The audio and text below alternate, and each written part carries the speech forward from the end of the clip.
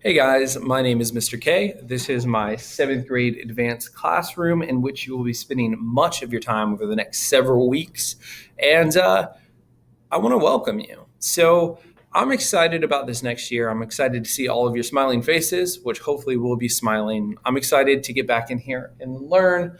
And more than probably any of that, I'm excited to be meeting all of you and developing some sort of friendship over the next couple of weeks.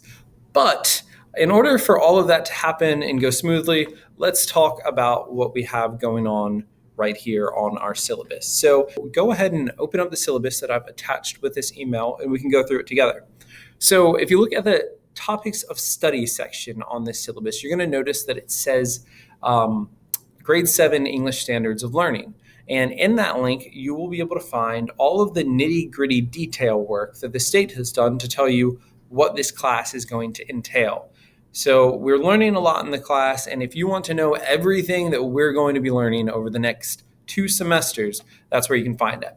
Under student responsibilities, you will notice all of the student responsibilities, all of which are fairly straightforward and easy to follow. Number 1, you're going to listen and follow directions.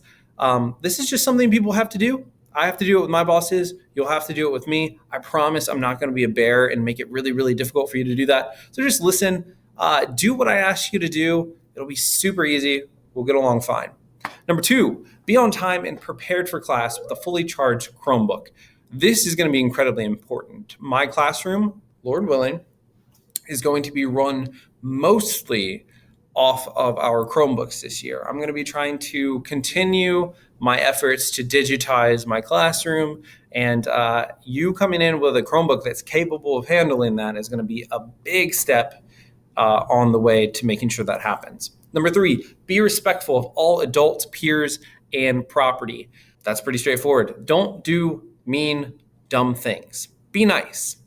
Number 4, abide by the code of conduct. If you haven't yet read that, it's a good time to do so. I don't want there to be any kind of conflict between us where I ask you to do something that you think is silly, and then I'm like, but it's in the code of conduct, and you've never read that. That's not fair. That's not fun. So go ahead and read that. I'm not going to lie to you. It's not a fun read, but it is highly informational. Number 5, complete all assignments on time. This is probably the best way to keep your grade up in my classroom. So beneath all of that, you have my contact info. You can email me at kayda@lcps.k12.va.us. It took me a very long time to remember that. My phone number, you can contact me at 540-894-5457. I am extension 2175, and you'll get my room directly by calling that. And my Google Voice number is 737-231-0125. It's an Austin area code. Office hours, daily from 12:40 to 1:40. I can be reached. Those are my planning hours, or my planning hour, rather. And you can also contact me by appointment if any of you parents need to have a meeting. If you have concerns of any kind, go ahead and send me an email, give me a text, anything like that. I will be happy to set up a meeting. Daily supplies. Please make sure that you bring something to read. It's going to be real important. Simple as that. Make sure you have pens, pencils, papers. I want you to have some loose leaf paper in packs. They're fairly cheap. Please make sure that you pick some of that up and make sure it's lined. I don't care if it's wide or college ruled. A single 1-inch binder with dividers. Also bring in some inexpensive headphones, just so that when we listen to YouTube videos or any kind of other video for class, we're not all disturbing each other. So the next page, really quickly.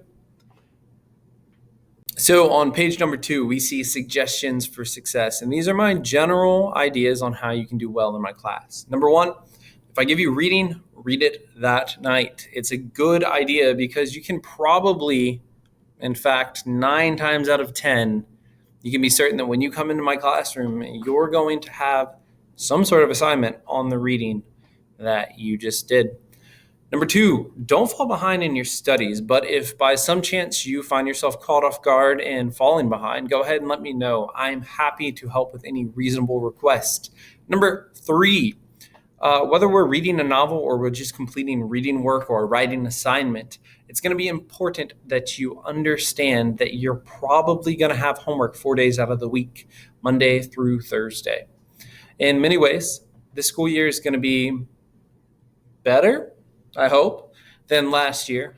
But I think it's going to be similar in some ways. We're definitely going to still have a learning curve that we're all trying to get past. So go ahead and be positive and flexible when you can. And I'll try to do the same. I want to bring your attention to our grading policy as it changes from semester 1 to semester 2. If you look at the bottom left-hand side, you're going to see the grading policies along with all of the point averages that can attain them. And if you look at the right-hand bottom side of this page, you're going to see our late work policy. During semester 1, we're a little more lenient than semester 2, and your student will have 5 days to turn things in with things lowering by 10 points every day. After that 5th day, it's going to be a 0 in my classroom. In the second semester, that policy goes to 3 days. The first day that it's late, it's an 85. The second day, it's a 70. The third day, it's a 50. And the fourth day, it is a 0. Now, here's what I want to say about this. Some kids get discouraged on the third day that something's late and they decide, well, I'm only going to get a 70. I guess I'm not going to turn it in. What's the point? And let me assure you that there is a big difference in a grade book between a 70 and a 0. So even if you feel like, oh, I missed a day, I missed 2 days, I missed 3 days, go ahead and turn it in because some grade is better than none. Other than that, I really don't have too much to go over with you. I'll give you a quick tour of my classroom, and I look forward to seeing you very soon.